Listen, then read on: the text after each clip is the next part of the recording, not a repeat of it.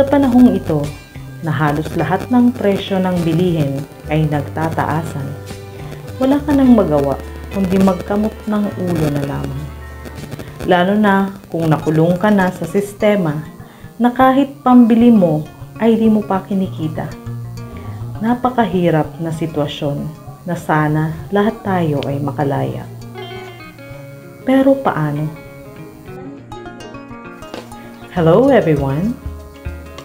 In today's video ay susubukan nating buksan ang ating isipan sa magandang maidudulot sa ating pamumuhay ng simpleng pagtatanim sa ating bakuran.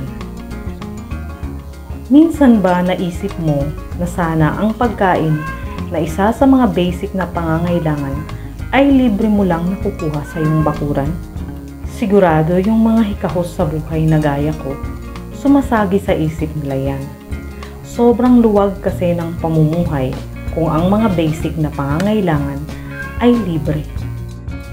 Sus, sa panaginip lang yun pwedeng mangyari.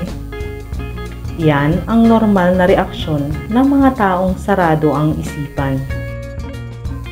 Sasabihin ng iba, maswerte ka, may lupa kang pwedeng pagtaniman.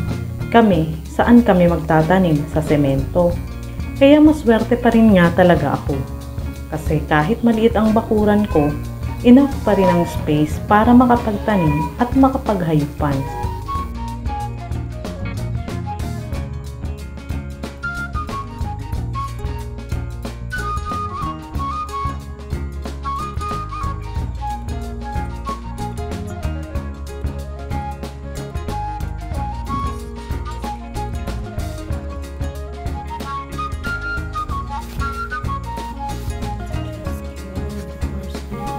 Pero lahat naman tayo swerte eh.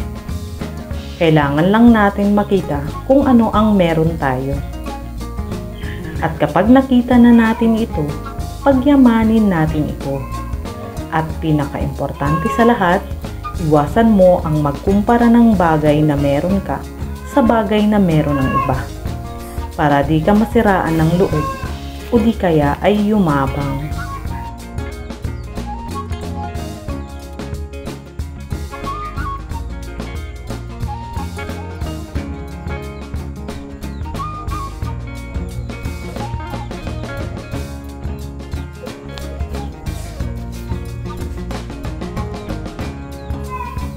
Kung pagtataniman lang, marami ang pwede mong magamit.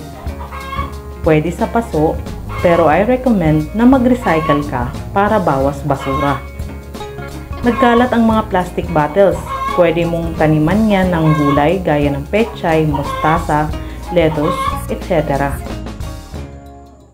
Yung mga sirang balde, batya, pinaglagyan ng pintura, pwede mong pagtamnan ng mga namumungang gulay. Buksan mo lang ang isipan mo, siguradong makikita mo ang halaga ng mga bagay na patapon na.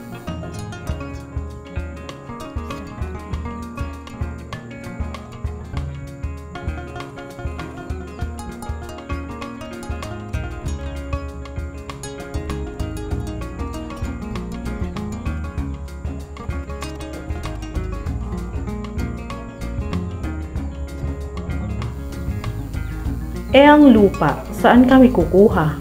Alangan namang bumili pa kami. Pambili nga ng pagkain, kapos pa eh. Di mo kailangan bumili. Sayang ang pera mo doon. Pwede kang gumawa ng sarili mong soil mix or growing medium. Ang solusyon dyan, mag-compost ka. Pwede mo itong gawin gamit ang lumang timba. Lahat ng nabubulok na kitchen waste nyo, ilagay mo sa timba. Mangolekta ka rin ng mga damo at mga tuyong dahon at pabulukin mo sa timba. Huwag mong kalimutang takpan para hindi mangamoy. Diligan mo rin paminsan-minsan para mas bumilis ang decomposition process.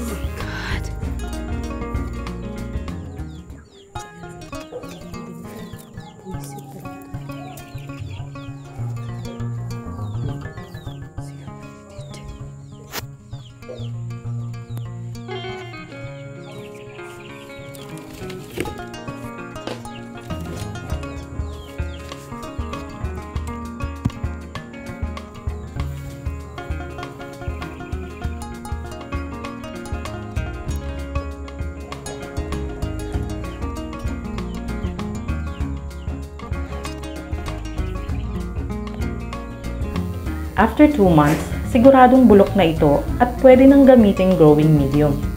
Mas maganda kung may mahihingan ka ng kusot, rice hull at tae ng hayop gaya ng manok, kalabaw, kambing at baka. Pwede mong isama ito sa pabulukan para mas maganda ang kalabasan ng iyong compost. Siguradong mataba ang mga halaman mo niyan.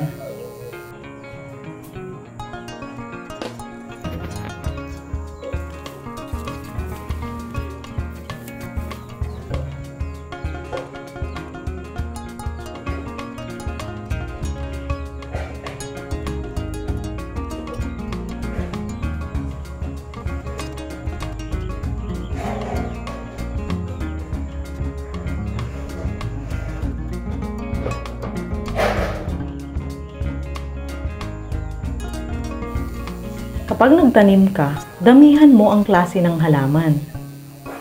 I-maximize mo ang space mo para walang sayang. Mas madaming tanim, mas madaming libre, di ba? Di man kompleto ang tanim mo, at least madami na rin ang di mo kailangang bilihin. Nakatipid ka. At ang kagandahan pa niyan, makakapagbahagi ka pa sa iyong mga kapitbahay.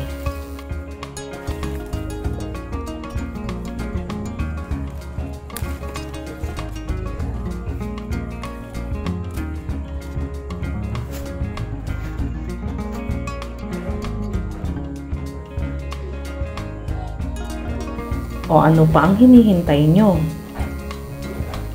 Magtanim na rin kayo para makatikim din kayo ng libre at fresh harvest galing sa bakuran nyo. Let's grow! Thank you for watching. Don't forget to subscribe.